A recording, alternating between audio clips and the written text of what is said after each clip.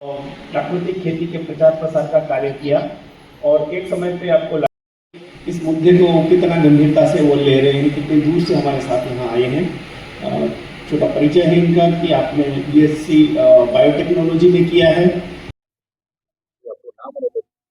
મારું નામ કપિલ શાહ છે। વડોદરામાં જતન નામની સંસ્થાથી 40 વર્ષથી પ્રાકૃતિક ખેતી, સજીવ ખેતી, ઓર્ગેનિક ફાર્મિંગ, ઝેર વગરની ખેતીનું કામ કરીએ છીએ અને જીનેટિકલી મોડિફાઈડ પાકો વિશે ગુજરાતના ખેડૂતો, ગ્રાહકો, વૈજ્ઞાનિકો, નીતિ નિર્ધારકો બધાની વચ્ચે જાગૃતિ લાવવાનું કામ પણ મહત્વનું રહ્યું છે। કારણ કે આવા પાકો સજીવ ખેતીમાં, પ્રાકૃતિક ખેતીમાં ક્યાંય માન્ય નથી અને એનાથી આપણે પ્રાકૃતિક ખેતીનો માલ અભડાઈ જાય છે, તેને બજાર નથી મળતું।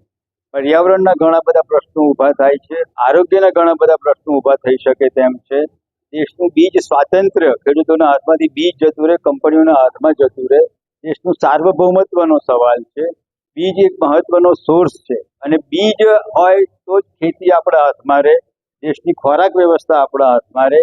એટલે બીજ એક સાધન તરીકે, એક વેપન તરીકે વાપરી અને મલ્ટીનેશનલ કંપનીઓ ટેકનોલોજીના નામે જે કંટ્રોલ કરવા માગે છે તેને માટે જાગૃતિ લાવવાનું કામ કરીએ છીએ। અમે ગુજરાતના ખેડૂતો, વૈજ્ઞાનિકો, ગ્રાહકો, નીતિ નિર્ધારકો, નેતાઓ સૌને વિનંતી અને અપીલ કરીએ છીએ કે આપણા રાજ્યમાં અને દેશમાં જેનેટિકલી મોડિફાઈડ પાકોને લાવવાથી બચાવે।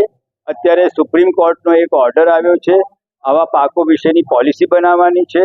એટલે જ્યારે સરકાર પોલિસી બનાવવાની છે ત્યારે આવા પાકોથી બચવા માટેની પોલિસી બને એવું જન પરામર્શ દ્વારા લોકોને પૂછીને આગળની કાર્યવાહી થાય તે માટે જાગૃતિના કાર્યક્રમ હમણાં ચલાવી ભાઈ સુભાષ સેંજલિયા છે। સુભાષ પ્રાકૃતિક ખેતી એના ગુજરાતના પ્રમુખની જવાબદારી છે।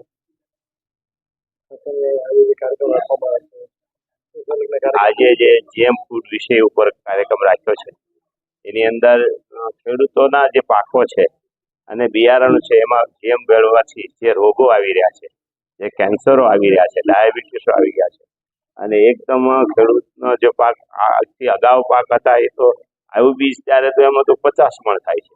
આજે જે પાક અમે એ જ કપાસનો વાવીએ છીએ તો 15 મણ થાય છે। 3 ગણી દવા આવી ગઈ છે ને એટલું બધું ઝેર ખેતી ઉપર આવી ગયું છે કે કદાચ આને પાછું નહીં વાળીએ આપણે તો આ ખોરાકો અને એને કારણે કેન્સરોથી ભરપૂર અત્યારે તો હોસ્પિટલો ભરાઈ ગઈ છે, વધુ ભરપૂર થાય એવી દેખાય છે।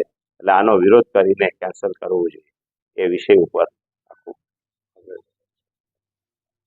है। मैं केरल से हूँ, वायनाड से, और एक जैविक खेती करने वाला किसान और हमारे किसानों का एक संगठन है, एफपीओ है, उसका प्रतिनिधि भी हूँ।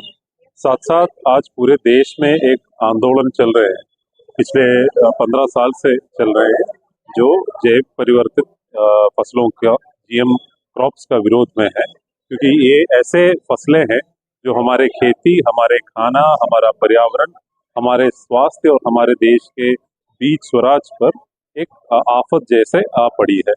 आज सुप्रीम कोर्ट ने ऐसा पिछले 20 साल में केस जो चल रहा है उसका एक इंटरिम ऑर्डर आया है, जिसमें कोर्ट भी मानते हैं कि देश में एक ऐसा नीति होने की जरूरत है जिससे ऐसे टेक्नोलॉजियों से, जैव परिवर्तन वाले ऐसे वाले टेक्नोलॉजियों से हमारे देश के नागरिक, देश का खेती, देश का पर्यावरण, उसको सुरक्षित करने का समय आ गया है और नीति की जरूरत है। हम मानते हैं कि वो एक जैव सुरक्षा का नीति बने और उसमें सारे नागरिकों का राय लिया जाए और ऐसा बने ताकि आगे वाले टाइम पे कोई भी ऐसे विनाशकारी जो टेक्नोलॉजी आए उसको उससे सुरक्षित, देश को सुरक्षित करने का एक कवच बन जाए। तो आज का जो कच्छ में, जो भुज में जो प्रोग्राम चल रहा है वो देश में गुजरात इस चर्चा में, इस आंदोलन में बहुत आगे जा चुके हैं और पिछले 3-4 दिनों में अहमदाबाद से लेके भावनगर से, राजकोट से अभी भुज तक ऐसे चर्चाएं चल रहे हैं और हम इस चर्चा में भाग लेने के लिए। मेरा नाम डॉक्टर सुमन सहाय है और हम वैज्ञानिक हैं, जेनेटिक्स के वैज्ञानिक हैं और एक संस्था है नामक जीन कैंपेन जिसके हम अध्यक्ष हैं। जीन कैंपेन खाद्य पोषण, किस तरह की कृषि हमारे यहाँ होनी चाहिए, इन चीज़ों पे काम करती है। आज का जो हम लोगों का सम्मेलन है या लोगों के साथ बात करने का मौका है वो इसलिए है कि आप लोगों ने सुना होगा जेनेटिकली मॉडिफाइड फसलों की, जैसे बीटी कपास है, तो वैसे जो खाद्यान्न में भी बीटी फसलें आ रही हैं, उसके ऊपर किस तरह की नीति होनी चाहिए। तो हमारी जो सरकार से मांग थी, कोर्ट से मांग थी, सुप्रीम कोर्ट से, तो सुप्रीम कोर्ट ने सरकार को आदेश दिया है कि आपको नीति बनानी चाहिए। नीति ऐसी बनानी चाहिए कि देश में जो भी टेक्नोलॉजी आती है कृषि से संबंधित, उसके ऊपर नियंत्रण होना चाहिए, उसके ऊपर लोगों की राय होनी चाहिए, ऐसी यहाँ पॉलिसी बननी चाहिए। तो लोगों को जागरूक करने के लिए कि हम कैसे पॉलिसी बनाएं कि हमारे लिए जो भी आता है, जो भी टेक्नोलॉजी आती है, वो एक साफ सुथरी सुरक्षित टेक्नोलॉजी है, ये ना हो कि उसमें खतरा हो।